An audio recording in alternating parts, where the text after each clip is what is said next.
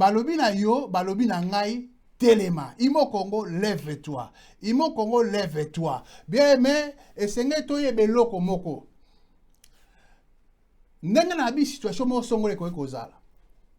Balobi na o Téléma. Nous devons savoir que le fait de se lever, c'est le point de départ, il y a solution. Problème est ko kozala. Yo tango zui mokano ko Téléma. Le fait ya ko Téléma na yo ezali départ, le point de départ pour la solution. Solution par rapport à likambo oyo, oyo ezali koya ou oyo ezali. Ceux qui ont télémité bien aimé, ceux qui ont télémité, alors problème ce que ezali et koye va toujours que persister. Pourquoi? Parce que ezali wana et tu ne fais rien. Donc il faut s'élever. Toyebi histoire, c'est paralytique au azalaki toujours na piscine à Bethesda, azalaki wana, azalaki ko na piscine wana, azalaki na ange au abadai ko kita. Tant ange a kiti, azalaki ko ningisa mai. Alors la première personne qui plongeait dans l'eau, yenda badai ko zoa guérison. Alors batou bazalaki belé. Il y avait aussi un paralytique qui était là pendant 38 ans, azalaki na itawana. Alors, azalaki wana pona koluka akwera mai. Akwera mai quand l'âge va remuer l'eau. Akwera pona aeba kozwa lobiko. Mais étant na endenge zalaki, façon de endenge zalaki, ezalaki na très difficile pona aeba kokwera mai tango ange aeba ikoningisa mai. Akwera le premier parce que mutuka kali boso bada okwera yenda bana kozwa lobiko. Azalaki kozwa guérison. Siko ye azalaki na bakokite parce que azalaki mokakatani paralytique avant la kaka na mbetu na graba na ye avant la kawana. Donc chaque fois ce qui ange ningisi mai moto moka koi yesu kalingoya trop tard et pendant 38 ans il était là mais mukolo akuta na yesu mukolo akuta na yesu alobi na ye veut-il être guéri alors après c'est une explication na ye mais na suka yesu alobaki na ye alobi ne lève-toi prends ton lit et marche. Alors que Moutouana azalaki paralytique, alors que Moutouana azalaki na makoki au télématé, mais Yesu alobi na lève-toi. Donc pour la Moutouana ayeba kozwa guérison na il fallait asala effort ya kotelema. Et bien qu'azalaki na paralytique, bien que makolo na ko se redresser, mais puisque le Seigneur a alobi na lève-toi à téléma que dès il s'est mis debout, makolo na comme peut faire ma télémi et voilà, il était guéri. Donc, je voudrais dire par là que lève-toi.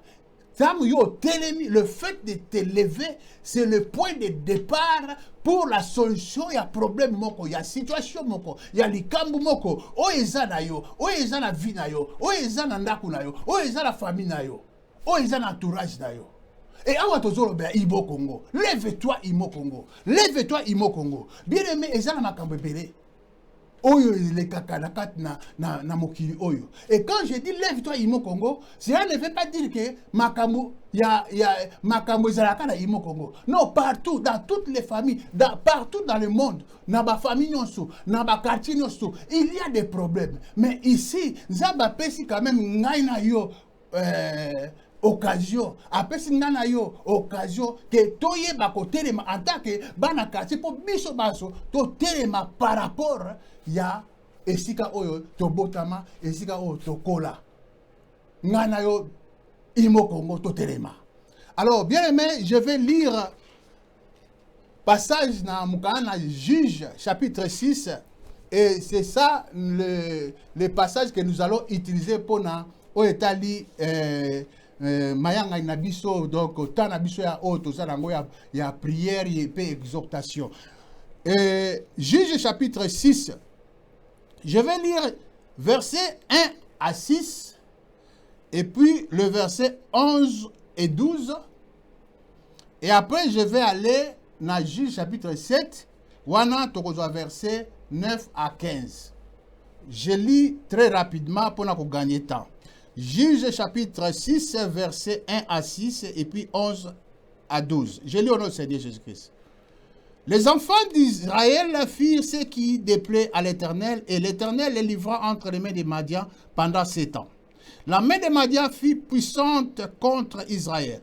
Pour échapper à Madian, Les enfants d'Israël se retiraient dans les ravins des montagnes, dans les cavernes et sur les rochers fortifiés. Quand Israël avait sémé, Madian montait avec Amalek et les fils de l'Orient, et il marchait contre lui. Il campait en face de lui, détruisait les productions du pays jusqu'à vers Gaza, et ne laissait en Israël ni vivre, ni brebis, ni bœufs, ni ânes. Car ils montaient avec leurs troupeaux et leurs tentes. Ils arrivaient comme une multitude de sauterelles. Ils étaient innombrables, eux et leurs chameaux. Et ils venaient dans le pays pour les ravager. Israël fut très malheureux à cause de Madian, et les enfants d'Israël crièrent à l'Éternel. Wana 1 à 6. Je passe maintenant au verset 11 et 12. Puis vint l'ange de l'Éternel et il s'assit sous le térébinthe d'Ophra qui appartenait à Joas de la famille d'Abiézer. Gédéon, son fils, battait du froment au pressoir pour mettre à l'abri Madian. L'ange de l'Éternel lui apparut et lui dit: l'Éternel est avec toi, vaillant héros. Maintenant, je passe à Juge chapitre 7, versets 9 à 15. L'Éternel, Juge 7, 9 à 15. L'Éternel dit à Gédéon pendant la nuit: lève-toi, descends au camp, car je l'ai livré entre tes mains. Si tu crains de descendre, descends-y avec pourra ton serviteur. Tu écouteras ceux qui diront, et après cela, tes mains seront fortifiées. Descends donc au camp. Il descendit avec Pourra, son serviteur, jusqu'au avant-poste du camp. Madian, Amalek et tous les fils de l'Orient étaient répandus dans la vallée comme une multitude de sauterelles, et leurs chameaux étaient innombrables comme le sable qui est sur le bord de la mer.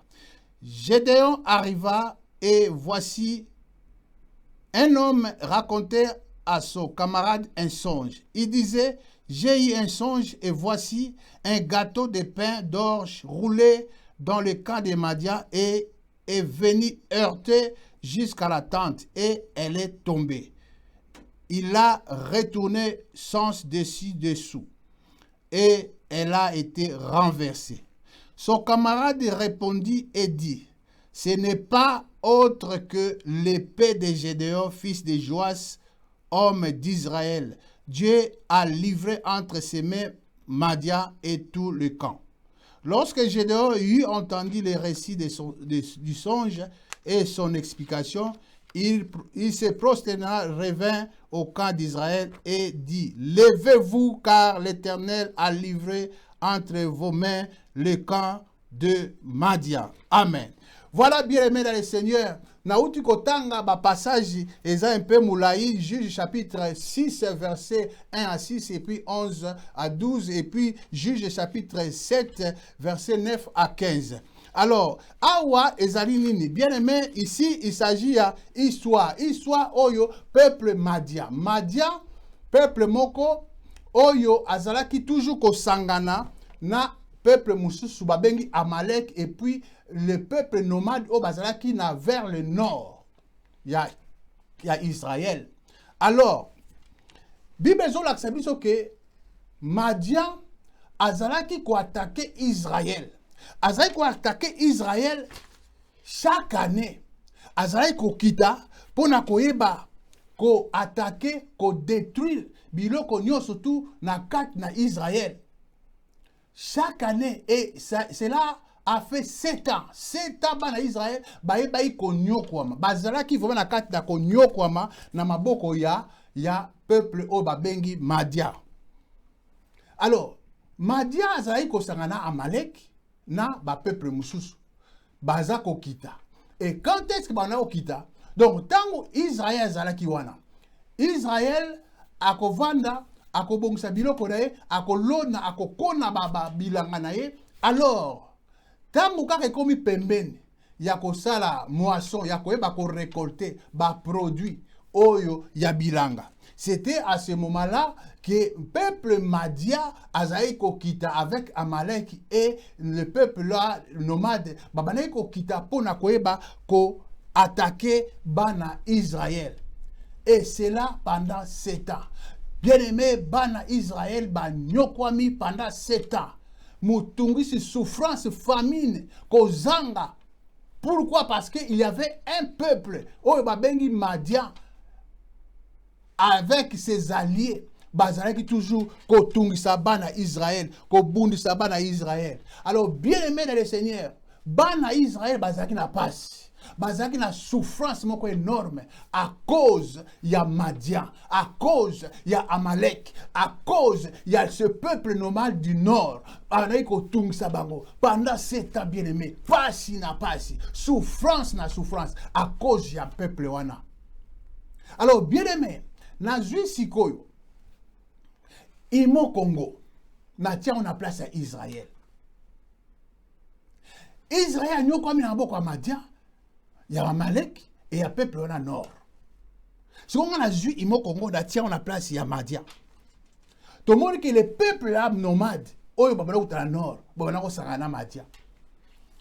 Peuple on a bien aimé, Bakoki et Koki, donc ce peuple, on a dit qu'on s'angana Madia, n'a pas qu'on soit peuple on a comme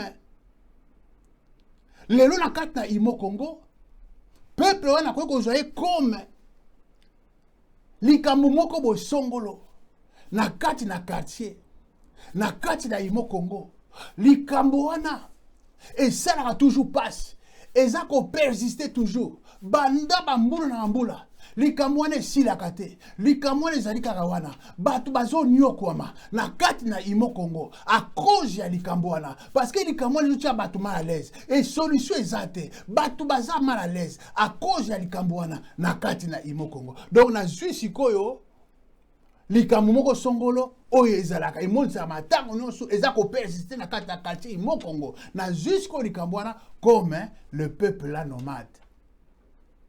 Et Amalek Pazalaki.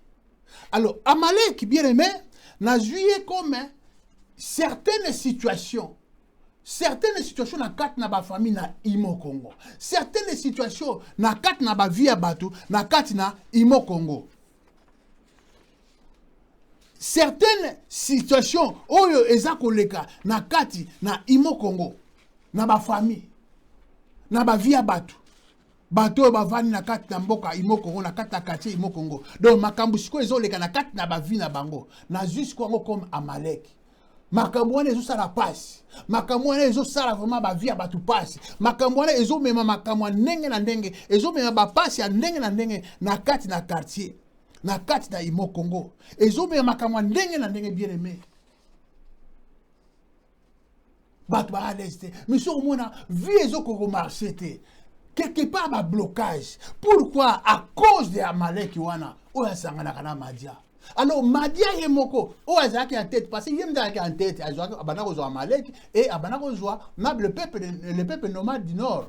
Abanako sangana bango. Bazo kende et comme le kola eko ki ale to telema, to kende, to kono ko ravager, to kono ko panza, to kono ko boma bango. Mais ba bike pendant 7 ans, ceux qui baye ko ravager tant bazo kende. Donc, ke na biloko, panzi bilanga na bango, zui beboye na bango, brebi, ane, chamo, bœuf, nyonso, ke nango. Donc, Israël zako tikala, pasi na pasi. Alors, parmi les 3 peuples, Madia, na kokozwa Madia comme un esprit. Un esprit, va na vraiment na kati. Parce que na bike, na jusqu'au Israël, comme Israël. Donc, siko Madia yemoko, c'est comme un esprit. Quand na Imo Congo, esprit wana et vanda et bima misista et s'installa vraiment et ça ko contrôler et ça ko nyokola et ça ko sala ono siko sala et ça ko boma na kati na Imo Congo na kati na quartier ya yo ozolanda quartier na yo Imo Congo. Cet esprit bien aimé et ça kokonza et vanda et bota misisa et chaque fois kolera na kolera chaque fois problème na kati na quartier na ebite bien aimé soki tomekaka ko sosola un peu ou ko sala un peu banalise. Imo Congo, c'est un petit quartier oyo eza à peu près na 300 maisons seulement. Donc tu peux faire même 30 minutes na makolo. Au Tamboli, balabala nyonso ya Imo Congo peut aussi on a 30 minutes. Un petit quartier. Mais tout le monde a soki situation, surtout les Kambwa liwa. Soki liwa moko et mon sami na quartier. Il faut il en a 3 4 na mois tamo kwa muke. Na 2 semaines, na 3 semaines, na 3 4 morts na 4 na quartier. Et c'est comme ça. Mututa ko kufa akufi et puis boleki si temps même mbula boyo kasumuta non et ça kasumuta kufi awa après toi je boyo na balabala kuna après boyo na balabala kuna donc beaucoup de sala kaka lokola likeremba ya okende ba matanga et ko paiement et puis après un certain temps ça recommence encore toujours comme ça et toi ebi lelo toujours ba déjà tu as bibembe balé na quartier. Mais pourquoi c'est là? Alléluia. Lève-toi, Imo Congo. Lève-toi, mon frère, ma soeur. Yo, mon Imo Congo. Yo, oh, yebi Yesu Christ. Ce n'est pas pour rien. Oh, yebi Yesu. Yesu a benga yo. Nzamba benga yo. Oh, yamba Yesu Christ. Pour osala quelqu'un. Nakat nakati. Osala quelque chose. Alléluia. La parole de Dieu dit que l'ange de l'Éternel apparut à Gédéon. Gédéon azalaki wana mwana Joas. Azalaki wana nakati nako bongisa azozwa ba matiti donc matiti ebotaka ba mbuma ya blé o basala ba farine. Azui pendant temps wana yeba ke karaté ba madia bakoya baya ko ravager baya ko détruire biso. Sikoyo Gédéon a zui ba matiti azako beta la from donc azako sala de façon que akabola ba matiti wana na ba mbuma po ete bazo ba mbuma wana ya ngonde basaka blé pona ko luka ko bomba ba biki azako sala ngo azo luka po ba bongisa ba bomba ngo po soki madia ba ye peuple wale ba yaka ko ravager po ba mona yango te ba luka ba bomba ngo malamu po le ba ko ravager ba ke ba ngo za quand même na quelque chose ba ko tika na ngo yango nde ba ko vivre nango. Donc, Gédéon, azako bongsa. Siko Gédéon azalaki nani? Azalaki mwana Joas. Joas wana azalaki mwana Israël, mais azalaki kosala ba misala oyo, donc azalaki ko servir Baal. Parce que azalaki na hôtel na ye, hôtel de Baal. Donc azalaki kwa nganga na secteur wana, azalaki lokola nganga. Siko yo bat bayaka ko consulter ye, soki likambo ezali, ya belaka ba binzambi na ye, abelaka Baal na ye, nzambe ya Baal. Gédéon sikoyo ya ebike nera ngoyo to bongisa biloko azo bongisa de façon que ba bongisa biloko so pona koyeba ko bomba quand madia koya pona ko détruire bango po ba okima so ba madia ye ba kimi na montagne ba kimi na mabanga ba ko bombana jusqu'à ce que madia ba aussi ça msala bango ba détruire ba kangi ba jubilo ba so ba kei ale bango ba yeko zonga lisusu na kat na passe na kat na souffrance na kasi na nzala. Yango siko Gédéon amonaki azako bongisa po bazwa biloko o bakobomba on a une place moke soki bato wana baye ba mona yango te. Siko Bible lobi na biso que pendant que Gédéon azalaki kosala musala wana l'ange de l'Éternel abimait lié bien aimé pour souligner une chose. Quand la parole de Dieu dit ange de l'Éternel, c'est-à-dire c'est Dieu lui-même. L'ange de l'Éternel, c'est lui-même Dieu. Alors, la parole de Dieu dit que pendant que Gédéon a salam salawana, l'ange de l'Éternel a bimelié. L'ange de l'Éternel a bimelié a bengié vaillant héros. My God. A bengié vaillant héros. Alors que Gédéon n'est pas wana. Gédéon a yebi que azaki donc alors bien mais ozobenga vaillant héros. Pendant que ngai premièrement nazala nga mwana muke na famille na biso nazala mwana muke nazala nga eloko te famille na biso pe ezala ngo eloko te ezala ngo influence te ezala ngo pe makasi te famille na biso pe ezala ngo pauvre siko yo ozobenga vaillant héros. Donc, elle est là qui est. Il y a un qui me vraiment moutuboy. Babi yanga vaya euro. Yakobana nengeni. Mo frère ma sœur na yikolobana yo. Nengo zali wana. Yo peut-être oyeba ko se sous-estimer. Au moins l'autre côté. Au moins causé l'autre côté. Mais na yikolobana yo. Puisque tu as Jésus. Ce que tu as Yesu, c'est que tu as un nom. Un nom on zamba pesa yo. Un nom on zamba yebi yo zarango. Et kombo wana. Eza kombo on zambe mo kapesi. J'ai de yo yema monaki naze lo côté, naza nanga pamba, naza na famille na biso kutu eza na référence te. Famille moko ya basi. Ya muke, ya pasi, et vandi pe na kwe moko, toze loko, ngai bo pe, le plus petit na kati ya famille. Siko yo zobanga, vaya. Na li kolo ba obi eme la Seigneur. Eza na kombo moko o nzambe apesa yo. Kombo moko o nzambe abengaka yo. Yo ndo yebi yango te. Mais il y a un nom. Puisque tu es enfant de Dieu, il y a un nom que Dieu t'a donné. Il y a un nom bien aimé la Seigneur. Nzambe amona abiso lo lenge mususu. Batu bamonaka yo za osambelaka oza yo la tsota yo na abayuma moko boy bakobengo bakomoso balingi kobenga babengi pourquoi yo za freiner makamba osambela c'est quoi mais nani koloba bien mais en tant que chrétien yeba que il y a un nom o nzamba pesa yo et kombo wana eza kombo ko sakana te parce que tu yango kolo alobi ke yo za awa mais oza ya awa te tu n'es pas n'importe qui bien aimé. Osons vivre la kata mokilo, mais tu n'es pas d'ici. Tu n'es pas n'importe qui. Il y a un nom, oh Nzamba Pesayo. Yango Nzamba Bengi la kayo. Siko yo ozamwa na Nzambe, na zolo bana yo. Et sengerete, o luka, o koma. On koma na niveau ya kombo o Nzamba Pesayo. Ne place on komona lo boko na Nzambe. Ne place on mona makambu oyo nzamba abongisa pona bana na ye. Bien aimé, kombo wana tangu nzamba peso kombo wana siko nzambe akolinga ki yo okoma na niveau ya kombo wana.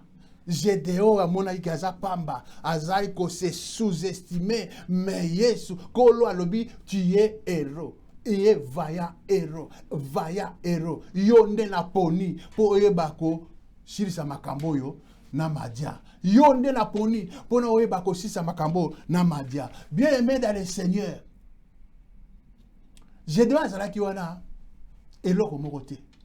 Mais kolo alobi yo nde na poni pona oyeba ko délivrer Israël. Na maboko na onde ngana ko délivrer Israël. Bien aimé na ikolo bana yo zana Yesu. Yo yamba Yesu. Imo Kongo. Yo mwana imo Kongo yamba Yesu. Yebake kolo abenga yo pour osala quelque chose. Tia un nom ki nzamba pesa yo. Et kombo ne sengeli kota na misala. Okoma na niveau kombo wana. Po ete loboko na nzambe eba osala. Nzambe abenga yo pour osala quelque chose. Na kata imo Kongo. Yango lelo oyo kolo azolo bana o lève-toi. Lève-toi. Telema lokola Gédéon. Nzamba pona ki Gédéon. Et Gédéon de aiba ekosisa makambo oyo wana ya madia na kati na mboka Israël. Et silaki seta banyokoli. Seta na bien aimé. Lelo toko na kata imoko tozongo seta te. Mbula na mbula. Tozala kawana, toyebi ba situation dans le quartier, toyebi ba situation dans mboka. Yango bien aimé le Seigneur. Yo au moins oh yebi Yesu, lève-toi bien aimé, lève-toi. Sala quelque chose pour être makambo changer na katna quartier na yo pa obotama, quartier na yo pa oyokola. Tellement lève-toi. Aujourd'hui la parole est adressée à toi. Lève-toi Imo Congo. Lève-toi Imo Congo. Tellement yo oh yebi Yesu. Yo yamba Yesu, tellement. La parole de Dieu dit que tellement Gédéon azaï ko comprendre te. Azoui bate ngai vraiment. Alors qu'est-ce que Nzamba sali? Alors bon, po yeba albi na butu, atidie na pendant la nuit, alobi na ye kende na kan sikoyo ya ba madia. Kende na kaba madia, abi soko obanga zwa mosai na yebo kende. Kende kaka yoka. Albi kende kaka yoka. Bien aimé, Nzamba lobi na Gédéon kende okoyoka yo moko. Gédéon pas zui Mosai na bakei. Ba komi na entrée na moi pembeni ke ba position na place moko ke position ke ba koki pe koyoka. makambo nini oyo ezolobama kuna. Sikoyo esika bazalaki na kobombana bayoki mutu moko na kati na kaba madia azoloba na moninga na ye azobetele ndoto ya lotaki alobi na loti ke lipa moko pour la forme gâteau ezali ko rouler zo rouler et tuti ezali na kaya madia lipa ne rouler ke tuti tante moko ezalaki et tante ngo ekoyi eriaki va renverser mutu na se makolikolo tango kaka pesie son joana moninga alobi ça c'est l'épée de Gédéon. L'épée de Gédéon pour na koeba ko silisa makambo ya Madian. Bien aimé dans le Seigneur, nali koloba na yo. Moto na yoki sango, ayoki ndoto ke lipa moko na forme gâteau et roulé et touti. Tante baloki. Moninga na lobi, c'est l'épée. C'est l'épée de Gédéon. Oh, bien-aimé dans le Seigneur. Yo yebi Yesu. Yo mwana imo Congo. O yebi Yesu. O yamba Yesu na bomo ina yo. Nali koloba na yo. Yo yebi di loba ensemble. La parole de Dieu, c'est l'épée pour na mwana ensemble. C'est notre épée, la parole de Dieu. Gédéon, moutouana lobi ke non omoni li parole za ko rouler lokola gâteau li parole ko gâteau za ko rouler ke ko kwesa ezali nde épée ya Gédéon pour ayeba ko sukisa madia koyeba ko mettre fin na situation oyo bana Israël bazali koyoka bazako vivre bambula na kata situation passe na kata na maboko ya madia azokutika azotika Israël te azotungsa Israël azobunsa Israël chaque année pendant cet ans bien aimé quelle souffrance mais mon colonel Zalaki lipe tournaki ce pain qui roulait. Mon toi dans le but que c'est l'épée. Bien-aimé dans le Seigneur, toi qui es dans le Seigneur, toi qui es enfant de Dieu, tu as la parole de Dieu. La parole de Dieu qui est l'épée.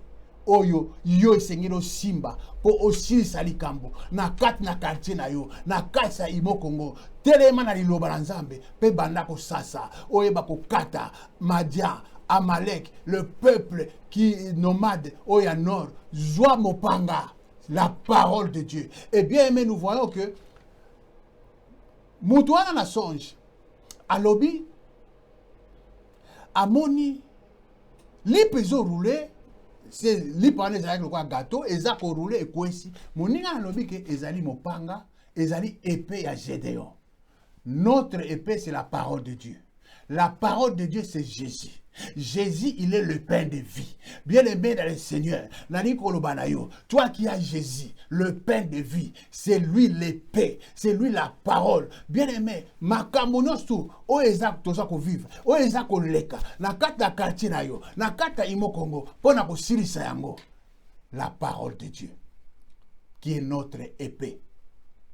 Ce n'est pas pour rien au Bengamo, nkolo a bengayo na kat na famille abana nzambe. Ce n'est pas pour rien. Yo o yebi nzambe. Yo o yebi Yesu Kristo. Bien aimé telema joie lo balanzambe, telema yangonde mopanga oyo ko yeba ko simba pona ko yeba ko silisa situation ya quartier na yo. Imo Congo, lève-toi. Telema mwana nzambe. Yo oyo bengami chrétien alors que ozali mutuya Imo Congo. Telema, lève-toi. La parole dit lève-toi. Lève-toi. Avec Jésus, telema. Bien aimé, comme il m'a dit que ngai kutute, makamwana bande banda, makamato evite sukane te, lève-toi. Avec la parole de Dieu. Jésus-Christ. Avec Jésus, nous ferons des exploits. Avec Jésus, nous sommes plus que vainqueurs. Bien aimé, tellement, na kombo na Jésus-Christ, et bondela, belela nzambe, kati na quartier na yo, belela nzambe, akitisa moto, azikisa, misa nyo surtout, oyo, ya moini, ezo salama, kati na quartier na yo. Alléluia. Bien aimé dans le Seigneur. Alors, tout le monde a ouaké, Gédéon, a telema ki nzamba joa ki a telemisa ki et avec Gédéon, makamboana et silaki. Gédéon a utilisé qui Oyo Nzamba pesa qui alobi va avec cette force que tu as. Azak ni logote Et même bateau yo sous bazalaki seigneur babunda nombre kitaki mais ezalaki ne nzambe ye mom tabundaki nzambe ne mtabundaki j'ai dois zakara moto batelemisaki mais c'était Dieu. Alors toi qui es chrétien, toi qui as Jésus-Christ, lève-toi. Tu es ressortissant d'Imo Congo, lève-toi. Lève-toi pour la quartier na yo. Tellement makambo changé. Lelo est le premier dimanche il y a 2021. Fais quelque chose bien aimé. Tellement bonde la pour la quartier. Bonde la Madia wana, Amalek wana et le peuple nomade wana bas makambo sila. Tellement. Et tu vas te lever avec la parole. Et là, comme je te dis, liloba nzambe apesibiso. Liloba nzambe yango ndeza épée. Épée bien aimé, moto amoni na songe, lipezo roulé, et moninga na lobi c'est l'épée de Gédéon. Eza épée oyayo, la parole de Dieu. Tellement bien aimé la Seigneur pour oyeba ko lalisa, madia o lalisa. Situation no so elekara na quartier na yo. Bien aimé, si tu te lèves, solution ezali. Avec Jésus, nous sommes plus que vainqueurs. Plus que vainqueurs. Tokolonga ba oyo biso tokolonga na kombo na Jésus Christ. Lève-toi mon frère ma sœur. Alors bien aimé, tomoni ke situation oyo Israël a komaki nango, situation oyo Israël a komaki nango, tokomona ke soki a komaki na situation wana parce que Israël a salaki mabe. Sur total dans verset 1, il y a Juge chapitre 6. La parole de Dieu dit que les enfants d'Israël firent ce qui déplaît à l'Éternel. Donc, bana Israël basalaki makamoko ya mabe, yango esalaki sikoke, nzamba longola ki liboko. Alongoli loboko na ye ko na bango et madia akomi ko sakana bango. Parce que basalaki likambo mabe. Mabe e uteka na bango. Basali mabe nzamba longoyi loboko. Bien mais nzambe a sala biso mabe te. Nzambe alongwaka liboko. Pour d'être zaboye, sans la protection de Dieu, eza passe. Alors malgré nenge tozalaka, malgré tambo na biso, nyonso to tozalaka, namba mabe na biso, nzamba tia aka loboko. C'est ce qui fait que le longana yo tozambe na souffle vite tozo vivre. Pour loboko la nzambe eza quelque part. Mais ce qui m'a belle qui nzamba longo loboko, eza passe. Et tomoni Israël a fait ce qui n'était pas agréable aux yeux de l'Éternel. Et nzamba longo loboko, madia sakani na Israël. A sakani passe yandengo wana bien aimé dans le Seigneur. Passe yandengo wana Israël ayebaye kokuta nango pendant 7 ans. Souffrance na souffrance. Yemo azalayi cause. Yemo azalayi cause. Alors bien aimé, tout le monde qui passe Zalaki, mais Israël Salaki nini. La Bible dit, les enfants d'Israël crièrent à l'Éternel. C'est-à-dire, il passe Zalaki, il faut tout béler là. Il faut tout gagner par Nzambe. Pour Nzambe, aïeba ko intervenir. Pour Nzambe, aïeba ko sala. Notre Dieu, il est prêt, il y a quoi agir. Il est prêt, il y a quoi pambola. Il est prêt, il y a quoi délivrer. Mais c'est que biso to ganga. Il y a un bon azwa qui Gédéon. Pour Gédéon, ça a quelque chose. Dieu ne fait rien ce qui bisoto vandi. Et il faut bisoto ça quelque chose. Yango balbila biso lelo lève-toi, Imo Congo lève-toi. Lève-toi moi na Imo Congo tellement. Zana souci ya quartier na tellement. Gédéon tellement ki. Ayeba ki to azalaki njoka yaki vaya hero. Nzambe na benga e ozana komo nzamba benga obileme lève-toi et soko telemi nde sikoyo kombo nzambe abengela yo okoma nzamba benga tango yo telemi obandi okoti na musala ne okomona sikoyo okokoma na niveau ya kombo wana paralytique azalaki mukakata na kwa otelema te mais le Yesu abile lève-toi tango atelemi akomaki guéri. Il faut otelema. Ma belle ali bien aimé, mais il faut otelema. Alors, le bien aimé, Seigneur, comme j'avais dit que Ezali, Imo Congo, totelema pour la quartier, totelema, to sala quelque chose, totelema, to bere l'anzambe, totelema, notre Dieu là, ce qui le yo yebi Yesu Christ, c'est parce que Nzamba lingio, et a lingi pe que yo lukaye, na kata bosolo, ami mon c'est la kata na bomo ina yo, ami mon c'est par rapport à la situation na yo, par rapport à la famille na yo, par rapport à l'ibota na yo. Lève-toi, Imo Congo. Lève-toi, Imo Congo. Lève-toi, Imo Congo. Alors, bien aimé, pendant toute une étape, Moussousou, parce que le loi est tout bon de là, tout tika quartier na boko na kolo. Alors, avant de compter na carte na prière, na lingi kolobelo komoko. Tomoni Amalek, Babalek ozo Madia, Babalek ozo Amalek, Asangani, abake attaquer Israël. Siko Amalek azana. Soko tangi Genèse chapitre 36, verset 12. Bible zolo bake Amalek mwana ya Eliphaz. Eliphaz mwana ya Esaü. Esaü lipasa ya Israël. Donc Amalek azangi na ye na balien na Israël. Neko na ye donc azawa koko. Madia ake kozwa moto oyo aza la famille ya Israël pour bakena ko attaquer. Pour dire que bien aimé makambo oyo toyebi komona oyo to vivaka na kata ya quartier na kata ba famille makambo su ezali même ça comme cause à libanda mais quelque part moto moko quelque part lien moko moto moko ya famille azawana yango esala ke Madia azali konyokola nzoka azana lien na ye na lien wana azali proche bien aimé yango bien aimé na Seigneur et mutu oyo esenge to tia elikia esenge to tia confiance ce n'est que Jésus Christ de Nazareth Yesu kaka nde faut tia elikia to éviter bien aimé dans le Seigneur famille to éviter entourage to éviter mais total la nzambe. Celui qui se confie à l'Éternel ne sera jamais déçu. Tokobon de la bien-aimée dans le Seigneur pour notre quartier. Wana Israël car na ngako laksaka ke oui quartier ezape na kat na ba situation moko to yebi ba situation nyonso lo lenge nini to vivre na kat na ba situation lo lenge nini to za ko continuer ko vivre na kat na ba situation mais solution ezali la solution c'est Jésus-Christ et sengeli kaka to doit Yesu to tiae au centre na kat na quartier tia Yesu au centre pe bondela senga ngolu na nzambe likolo na quartier ngolu na nzambe likolo na mabota ngolu na nzambe likolo na ba famille bandeko nyonso tu pe nzambe akoyeba kosala. Alléluia. Tokoyeba kobondela bien-aimé na Seigneur. Nalingi siko zali mon frère ma sœur yo Imo Congo.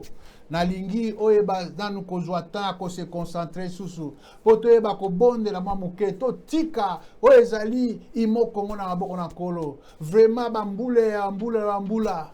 Toyebi ba situation ndenge nini makambo eleka na quartier. To senga na nzambe eke ane oyo ezala vraiment ane ya différence. Ezala ane ya différence na makambo nyonso. Na makambo nyonso tu na kat na quartier différence ezala.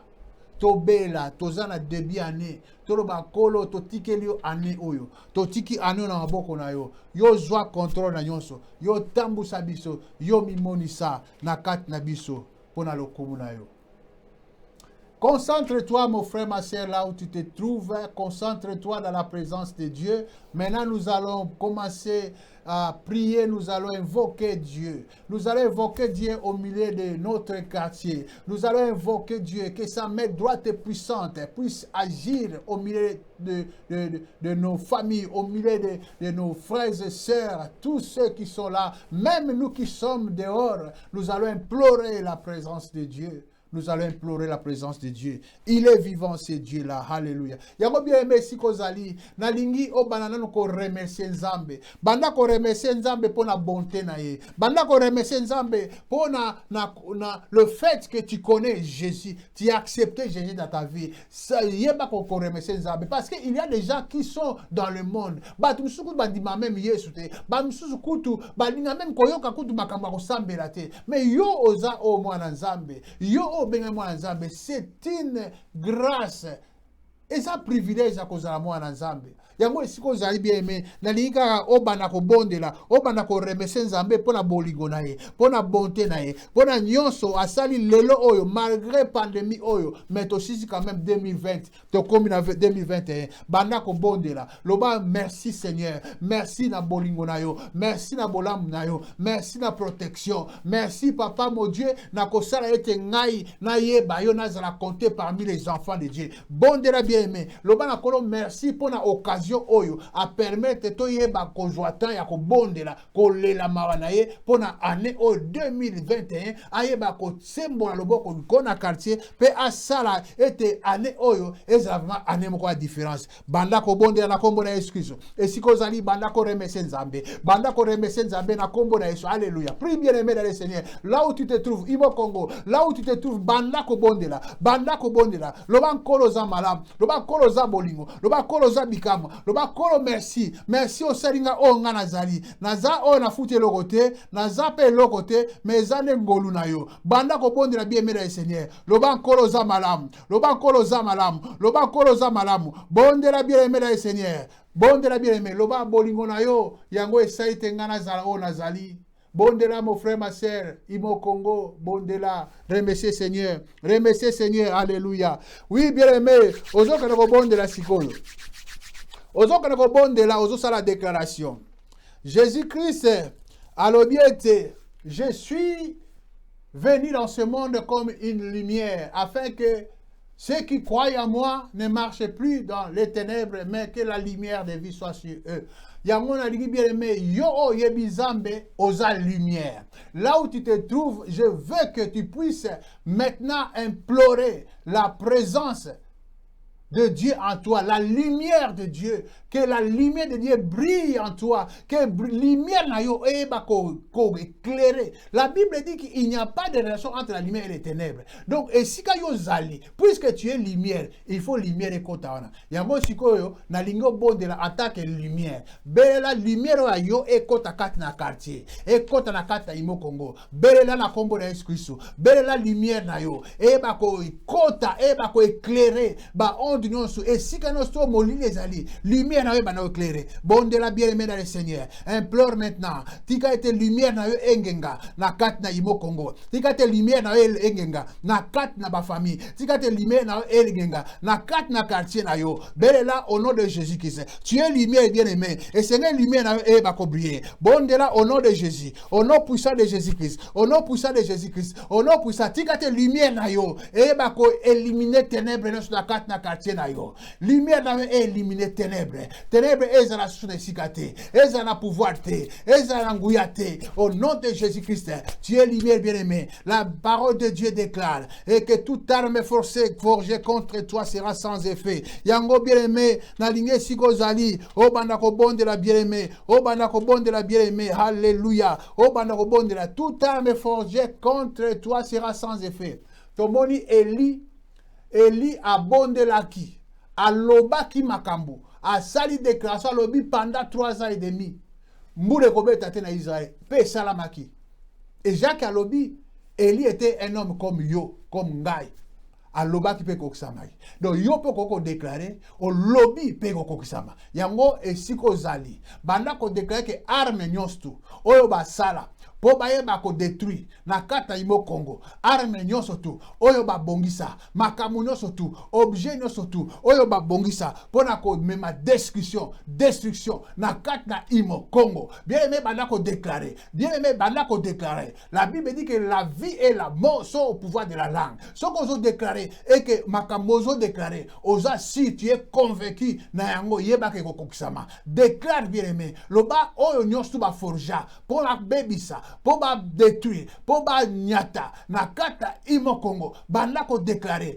arme nyonso to ba ko forger instrument nyonso ba ko utiliser maintenant rendre yango sans effet au nom de Jésus prie au nom de Jésus bondela au nom puissant de Jésus nazoke ne ko nyata nazoke ne ko déclarer arme nyonso to et loko nyonso o eza utiliser na kati na quartier Imo Congo pona ko détruire batu pona ko yeba ko freiner batu pona ko zongisa batu sima na kombo combo na Yesu Christ, nazo neutraliser yango, nazo neutraliser yango par la puissance qui est dans le nom de Jésus. Nazo neutraliser yango au nom puissant de Jésus Christ Nazareth, au nom puissant de Jésus Nazareth. Bien-aimé dans le Seigneur, moi na imo Congo, tellement la prière, et si vous allez tellement banda ko bondela, la parole de Dieu dit toute plante que Dieu n'a pas semée sera déracinée. Ozo que le picola, au nom puissant de Jésus, le nom bulldozer qui fait bouger toute la terre. Ozo que le picola, et l'eau qu'on surtout, et l'eau qu'on surtout oyo batia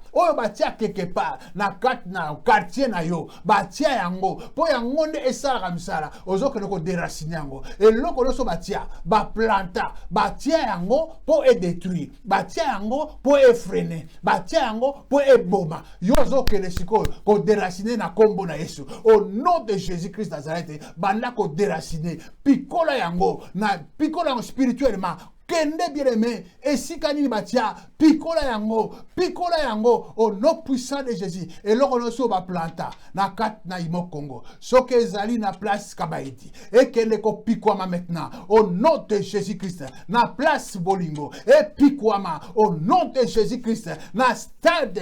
Et pikwama, au nom de Jésus-Christ, na ba quartier, na ba veni, na kat na ba veni. Et si kanyo surtout, et là, comment est-ce qu'on a planté, et que le ko pikwa. Picola yangona comme Yesu. Picola yangona comme Yesu. Je déracine maintenant. Et là, quel que soit esika batia yango soki ebombana me na kombo na Yesu kaka ndenge na zoloba liloba ezokende ezocircule na babalabala nyonso eloko nyonso oyo bayeba kotia yango nezomema malheur yango nezomema freinage yango nezotia blocage yango nezokoyeba toujours kozongisa bato nsima maintenant na kombo na Yesu Christ nazobelela ndeko nange siko ozali belela pikola yango au nom de Jésus. Tu es enfant de Dieu. Jésus t'a donné le pouvoir de marcher sur les scorpions, sur les serpents et sur toute la puissance des ténèbres. Rien ne peut te nuire. Banda ko pikola sikoyo. Et loko no suba planta. O no suba tia na barabara bino. Banda ko pikola. Bana kwenti na kwen. Pikola yango. Na kat na wenji wana. Place kabaidi. Pikola et loko no suba tia. O eza nzambete. Batia po e détruit. Batia po e freiner. Batia po e boma. Batia po e bakokanga. Au nom de Jésus-Christ. Nazo pikola. Pikola bien aimé le Seigneur. Imo Congo lève-toi. Bandako pikolo au nom de Jésus-Christ. Alléluia. Ozanzambe kolo bongwaite. Alléluia. Rebo shika bababa. Bien aimé, esiko zali. Ozo que nous la déclaration. La parole de Dieu dit que Jésus-Christ, il a dépouillé les principautés, les pouvoirs, les dominations. Il les a livrés en spectacle. Ayeba iko sambwisa, ba force nsoana, ba puissance nsoana. Yesu Christ ayeba iko sambwisa ngo spectacle en public a sambwisa kiango. Et sikoyo Yesu wana pesa au pouvoir. Donc yo na kombo na Yesu okokipe ko nyata okokipe ko sasa okokipe ko bebisa yango esiko zali ozoke ne ko déclarer parce que Yesu Christ ayeba ikolonga moine il a dépouillé les principautés les pouvoirs et les dominations il a remporté la victoire et Jésus a dit que ce qui est à lui est à toi donc victoire à Yesu Christ et ça peut victoire na yo. Maintenant, ozo que nous déclarer devant l'ennemi. Loba na je suis victorieux. Na kombo na Yesu Christ. Loba naza molongi. Loba na esprit de mort naza molongi. Oko longa te. Et c'est fini pour toi. Lelo to telemi. Toza ko pikola yo. Et tu es vaincu. Au nom de Jésus-Christ. Jésus que je sers. Il y a plus de 2000 ans de cela. Il t'a vaincu. Esprit de mort. Bima na kata quartier. Esprit de fête, esprit à échec, esprit à blocage, esprit à freinage, na kombo na Yesu Christ, bima na nyatio, na bebisio, na nyati misana yo, na déclaré que tu es maintenant anéanti par la puissance qui est dans le nom de Jésus-Christ Nazareth. Alléluia. Bien-aimé, quel est le bon de là? Quel est le bon de la bien-aimée? Tomoni bana Israël, po ba kota na terre promise, ba kuta na ki obstacle iboso zalaki mira Jéricho. Donc il a fallu que mira Jéricho ekweya po bango ba yeba ko conquérir. Alléluia. Bien-aimé, bena ko telema, mir nyonso tu, o ba telemisa, kati na quartier, miro ba telemisa, po e bloquer, moyen o percer ate, moyen avancer zate, ba tia mir, ba banda kobela moto na nzambe ekele kokwesa mira Jericho na kata kati miri nyonso tu Jericho nyonso tu oyo miri telema po e bloqué moyen o progresser te moyen o ke liboso ezate moyen o avancer ezate moyen o bale ezate moyen o bote ezate moyen o kende liboso ezate moyen o eba vraiment ko profiter na ba étude na sala ezate au sala ezate parce que il y a un mur à Jericho bien mais tant que ce mur est coïté ça sera difficile mais yo yesu apesa yo pouvoir banda kubela moto na nzambe ekende ko kwesa mire nyonso tu kat na quartier esika batem sa mire wane kweya oye bloka libala ekweya mire wane kweya oye kanga ba chance ekweya au nom de Jésus-Christ Nazareth au nom de Jésus-Christ Nazareth au nom de Jésus Nazareth mira Jericho nyonso tu na kata quartier nazo déclarer mire wana esiko lala esiko kweya au nom puissant de Jésus-Christ Nazareth. Alléluia. Alléluia. Bien, mais si vous avez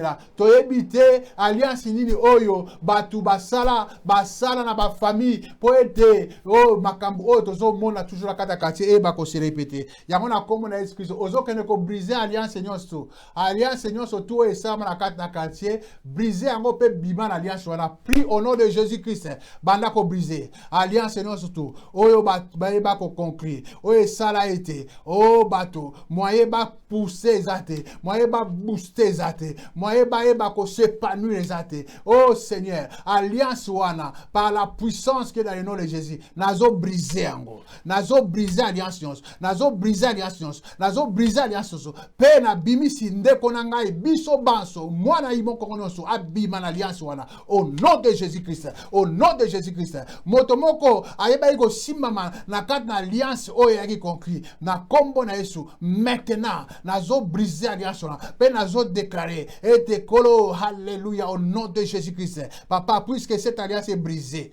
bana yo basiko fungwama au nom de Jésus-Christ alliance sur la sala o esala ke basala kali kelemba yango ezo monsa make chaque fois tout le monde a raté et au monde mutakufia akufia parce que il y a une alliance o ba osama maintenant na briser alliance na comme na Jésus Christ na briser alliance na comme na Jésus Christ na briser alliance na comme na Jésus Christ alléluia o no so balaki programmer na kati par rapport à alliance wana na bimisi bango na comme na Jésus Christ alléluia reboshia baba ozanzambe kolo modio bongo ite alléluia merci Seigneur mon Dieu bien-aimé sikoza sikoyo ozokene kobela moto na nzambe kitala kata kati etambola na babalabala nyonso moto etambola na babalabala nyonso elokalize eloko nyonso hotel nyonso tu esika basala hotel moko songolo hotel wana basala yango po ete bakenda kosala ba sacrifice bayeba kosala batumbaka bambeka oyo ya bale na kombo na excuse bien mozo telema to mone ke Gédéon nzamba ponaki ye mais avant que akota na kata makambo bien-aimé Zambalo bina Gédéon banana ko renverser hôtel ya papa na yo parce que c'est l'hôtel de Baal banda ko renverser yango bien aimé na Seigneur esiko zali ozobera moto na nzambe e kota na baba nyonso e circuler baba nyonso na kata imo Kongo e kota na baba nyonso e kende ko zikisa e kende ko tumba e kende ko détruire ba hôtel nyonso tu e sika ba sacrifice salamaka e kende ko zika au nom de Jésus-Christ bien aimé bondela tango mususu e para bino o mona kaka ke nzete moko ezalaka wana ndeko na bino papa na bino mama na bino alingaka te batusha komeka kosima nzete na ngawana te nzoka nde eza hotel bela moto na nzambe zumba bela moto na nzambe zikisa hotel wana ezala renversé au nom puissant de Jésus-Christ bien aimé dans le Seigneur o mona kaka ke na ndako na bino eloko moko boye komeka kosimba te bapesa kosine mutu moko ta simba eloko mutu moko kosimba ngote shabora mutu moko kokota te e pa wana mutu moko kokota bien aimé eza ba hotel o basiba bongisa ba ebi ke soko okei kuna exande makambo bondela bien aimé le Seigneur bela moto na nzambe na kati na ndako na bino bela moto na nzambe na balabala na bino elokalize hotel nyonso tu e koza nzete moko boy nzete moko vanda pe wana te nzoka eza hotel bela moto na nzambe ezikisa e renverser e tumba e panza ba hotel nyonso tu na kati na quartier te esika nyonso batia bahotel moto na nzambe kita moto na nzambe kita moto na nzambe kita moto na nzambe kita epanza bondela bien aimé bela moto etumba bela moto etumba ezikisa au nom puissant de Jésus Christ Nazareth. Oh bien aimé dans le Seigneur nzamba zamala bela moto na nzambe bela moto na nzambe bela moto na nzambe bela moto na nzambe. Bien aimé bana Israël pour babima na Égypte esengela kete ange aleka oh nzamba atindi ange moko akende ko détruire na bandako nyonso ya ba Égyptien na mukolo wana bana Israël tango esengelaki babima na kati na bandako ba Égyptien nyonso ezalaki na matanga parce que nzamba atindaki ange akitaki atambolaki partout na kati na Égypte mobimba pe na bandako nyonso ba Égyptien ba premier ne bakufaki bela moto na nzambe etambola na kati na famille na kati na quartier na kati na bandako ekende etambola oyo nyonso tu eloko nyonso tu oyo basala po ebloke po ebebisa po ezongisa nsima po efrene bandako bela moto na nzambe esirikile na quartier mobimba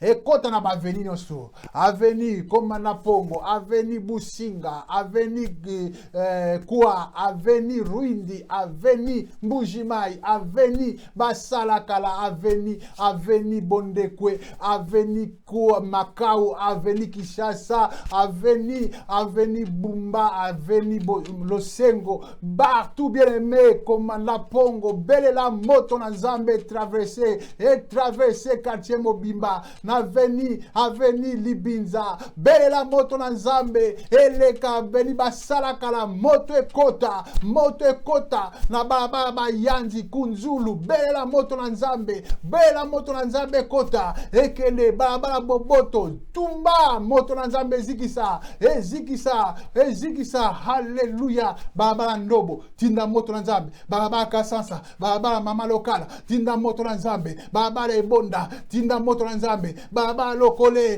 tinda moto na nzambe ekita ekende kozingisa ekende kopanza ekende kobobisa balabala bonginda tinda moto ekende kozingisa partout bien aimé le Seigneur moto mangengenge moto ekita au nom de Jésus baba mikalai moto ekita baba mambenga moto ekita o rabasheke ya baba nazobelela sikoyo moto na nzambe zako circuler moto na nzambe zako tambola kati na quartier mobimba ezokota baba nyonso eleka na bandako nyonso esika nyonso to ekokuta hotel ekokuta eloko mwa molili moto ezuka moto ezikisa moto epanza moto ebebisa au nom puissant de Jésus Christ moto na nzambe ekende etindeka epanza ebebisa au nom puissant de Jésus Christ. Alléluia. Oh Seigneur mon Dieu, merci Seigneur. Oza nzambe malam obongwa nte kolosu masia ozali kona nyonso père de gloire. Alléluia. Bien-aimé le Seigneur, tomoni ke na Israël il y a eu moment oyo ke mai na bango ezalaki ya kobeba mai ebebaki alors bayebaki kobela epai bana Israël bayebaki komona le prophète Élisée et le prophète Élisée ayebaki kozwa mungu ake kotia na source mai mpona ko assainir mai yango bien aimé le Seigneur esiko zali na lingi obela makia na Yesu ndenge kaka Élisée ayebaki ko purifier mai na Israël na ko utiliser mungu yo belela makia na Yesu ekele ko purifier vie na yo et purifier bomoi na yo et purifier quartier et purifier bandako nyonso et purifier ba veni nyonso bela makia na Yesu Kristo et couler lokola fleuve na kati na quartier et couler lokola fleuve bela makila na Yesu ekende ko longola bindo nyonso salite nyonso o nyonso tu eza ya molili o loto eza ya moyini makia na Yesu ekende ko longola et ravager, et purifier quartier, et purifier quartier, et purifier quartier, na kombo na Yesu Kristo, bela makiana Yesu, kati na quartier mobimba, na bababa nyonso, makiana Yesu circuler, et bako couler lokola fleuve, et couler lokola fleuve, pe longola, et ravager, nyonso bokeseli, et ravager, nyonso anzambete, et longwa, na kombo na Yesu Kristo. Merci Seigneur mon Dieu, pour ton sang, mon roi, ton sang que tu as versé, ce sang précieux qui n'a connu point de faute. C'est à cause de moi, Seigneur, que ce sang a coulé pour me donner la victoire, pour me racheter, Seigneur Jésus. Merci, mon Dieu, pour ton sang qui coule maintenant dans le quartier Imo-Congo. Merci pour ton sang qui coule dans le quartier Imo-Congo. Merci, Papa, pour ton sang qui coule, qui purifie, Seigneur, qui enlève, Seigneur, mon Dieu, toute saleté, Seigneur, mon Dieu. Oh, Seigneur, tu es Dieu. Merci, Papa. Makiana yokolo, mon Dieu. Nekoya qui est sopara qui pourra tirer biso. Bien-aimé, si vous allez, si vous avez un Seigneur, Makiana Yesu, et couvrir le quartier Mobimba. Makiana Yesu couvrir quartier Mobimba. Quartier eza lokola eza na kat na boule moko oyo esalami na Makiana Yesu Kristo. Makiana Yesu e ba ko protéger yango. Chaque fois ceux qui flèche ye écoute na muraille ya Makiana Yesu Kristo oyo e bombi quartier. Bela Makiana Yesu couvrir quartier, e couvrir ba famille nyonso, e couvrir ba ndaku nyonso, e couvrir bomo ya moko simana moko. Bela Makiana Yesu Kristo. Au nom de Jésus-Christ Nazareth. Papa na beri le sang précieux de Jésus, la parole de Dieu déclare, ils l'ont vaincu à cause du sang de l'agneau. Papa Makiana Yokolo, Makiana Yokolo, Makiana Yokolo, n'hésite pas famille nyonso, n'hésite pas quartier Mobimba, n'hésite pas Seigneur mon Dieu, et purifier Seigneur mon roi, et si comme ma bezaraki, et si kokolo mon Dieu moli et vandaki, Makiana Longoli, je le déclare au nom de Jésus, Makiana Longoli, Makiana Longoli, Makiana Longoli. Makiano est purifié, Makiano est sanctifié, et Nazo déclaré Père de gloire. En ce moment, Père de gloire, je déclare que quartier est purifié, purifié par le sang de Jésus-Christ. Oui, Seigneur mon Dieu, les choses ne seront plus comme avant, parce que Seigneur, le beau qu'on a symbolami, l'icône quartier, l'icône 20 Seigneur, l'icône Imo Congo Seigneur, Makirana Okolo mon Dieu, n'est-ce qu'on purifier Baba Nyos, et si qu'on purifier ma botanios, et si qu'on purifier batonios, oyo nyos tout kolo mon Dieu la katiwana, Seigneur mon Dieu, même mon talibanda, soka yatie makolo, ako kota Seigneur mon Dieu, si qu'on est pur, alléluia, oui Seigneur mon Dieu. Tika te présence na yo mon Dieu. Eba kozala manifeste kat na quartier Seigneur. Papa yo longa moini. Yango tika te victoire na yo papa. Seigneur peuple na yo kat na quartier Imo Congo. Ayeba ko vivre yango. A vivre Seigneur victoire. Oh Seigneur ozanzambe bongwanite. Ozamo konji papa ko tika la nzambe. Papa joa lo kumu. Papa kumisa manayo. Papa netola manayo. Voilà bien aimé dans le Seigneur. Oui, Nzamba eba ko permettre biso pona ko joa ya koeba ko bonde la ko senga loboko na Nzambe likolo na Imo Congo est chargé. Oh Seigneur mon Dieu, Imo Congo sera sauvé. Imo Congo sera sauvé. Oui, et c'est Big Sami. Kolo azali na kat na quartier, loboko na ezali kolo na peuple na e. Kat na quartier, na ba famille surtout. Nzamba symbole boko, Nzamba symbole boko asiko sala. Oh Seigneur, papa mbula oyo, toyebi ke ozala mbula oyo kolo mo Dieu ya différence parce que oza Nzambe olobi soki to beleli yo koyeba kosala to beleli motote mais to beleli yo Nzambe. Bien aimé dans le Seigneur, to komi na suka ya programme na biso. Alors naza ko bonde la sikoyo pona mutu moko oyo azali na situation moko maladie. Bien aimé, la Bible nous dit dans Romains chapitre 8 verset 11, la parole de Dieu dit que si l'esprit de celui qui a ressuscité Jésus d'entre les morts habite en vous, celui qui a ressuscité Jésus-Christ d'entre les morts rendra la vie à vos corps mortels par son esprit qui habite en vous. C'est-à-dire, Bible lobi, soki molimo ya oyo asekuisa Yesu d'entre les morts. Nani asekuisa Yesu? C'est Nzambe. Sikoyo soki molimo ya Nzambe ezali kati na yo. Molimo ya Nzambe azali epa nani? Epa oyo ayamba Yesu. Alors, soki molimo na Nzambe azali kati na yo, alors Nzambe oyo akangola oyo ebe ko rester Yesu Christ akosala que par son esprit oyo eza kati na yo ayeba ko rendre vie na corps na yo oyo eza malade. Yango bien aimé na Seigneur esiko ozali. Yo oyo ozala chez soma maladie, mwana imo Congo. Aujourd'hui Dieu nous a donné cette occasion pour tobelela ye. Yango esiko za quelle que soit situation ko ozalango na nzoto na yo, eloko mo ozango na nzoto na yo. Bien aimé tikala bonde la Nzambe. Nzambe oya resista Yesu Christ d'entre les morts par son esprit. Et te esprit wana oya vandi kati na yo, ayeba ko rendre yo corps na yo vie, ayeba ko guérir yo, ayeba ko mimonisa, pasi ozali komona esila, yango na bonde na komona Yesu.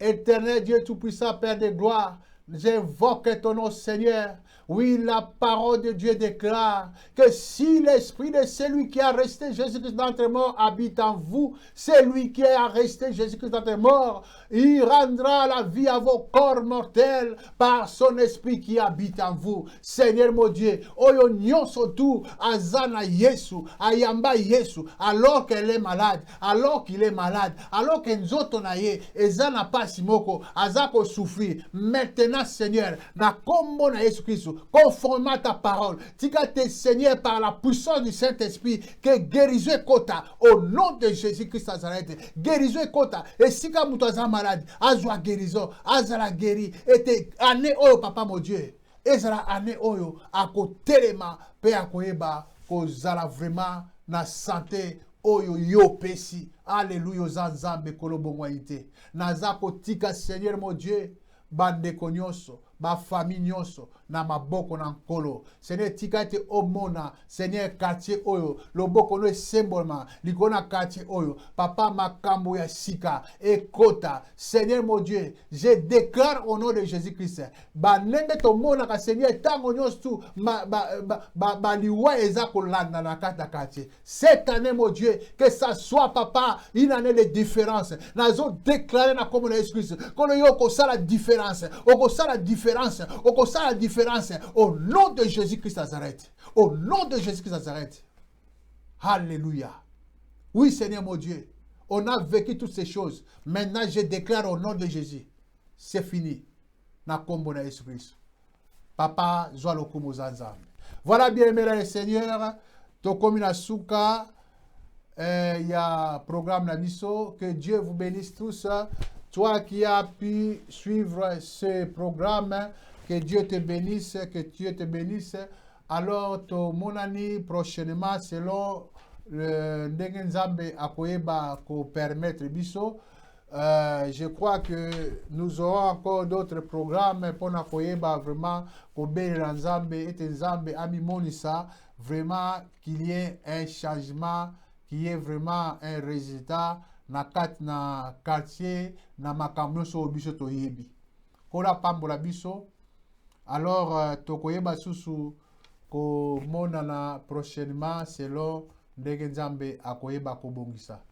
Kolo azwa lokumu, bonne année à tout le monde et de bonnes choses na biso nyonso tout et kolo ayeba ko sala vraiment makambo minene na kati na mabota na biso. Voilà, bien-aimés dans le Seigneur, que Dieu vous bénisse tous au nom de Jésus-Christ. Amen.